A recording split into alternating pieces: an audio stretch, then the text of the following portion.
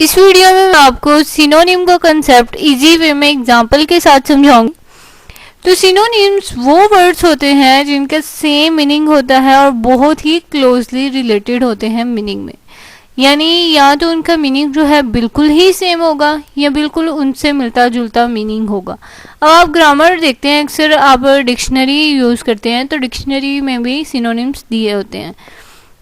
Example आप देख सकते हैं, फॉर एग्जाम्पल आंसर, रिप्लाई। अब आंसर जो है उसका मतलब भी एक ही है, रिप्लाई का मतलब भी एक ही चीज़ है। ऑलमोस्ट, नियरली, ये दोनों भी क्लोजली रिलेटेड मीनिंग दे रहे हैं। उसके बाद ब्रॉड, वाइड, ये भी क्लोजली रिलेटेड मीनिंग दे रहे हैं। इसी तरह बाय, परचेज, फ्रीडम, लिबर्टी, ये जितने भी वर्ड्स हैं इनका मीनिंग जो है वो सेम है, लेकिन वर्ड्स जो हैं वो डिफरेंट हैं।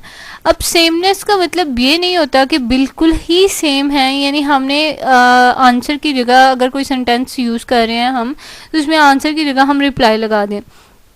सम टाइम हमने उसमें आंसर ही लगाना होता है और सम टाइम हमें रिप्लाई लगाना होता है। वो चीज़ जो है ज़्यादा अप्रोप्रिएट लग रही होती है।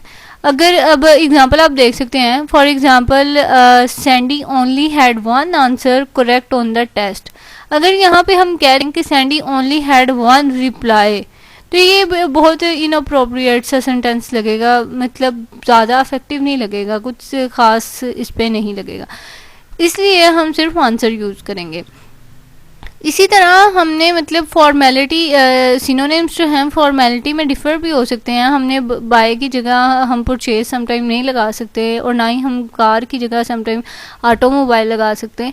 तो ये था सिनोनिम के हमने आंसर, इनका मीनिंग जो है बिल्कुल सेम होता है, क्लोजली रिलेटेड होता है। समटाइम हम सिनोनिम से एक की जगह दूसरा लगा भी सकते हैं, और समटाइम हम सेंटेंस लगाएं तो वो सेंटेंस जो है अप्रोप्रिएट नहीं लग रहा होता।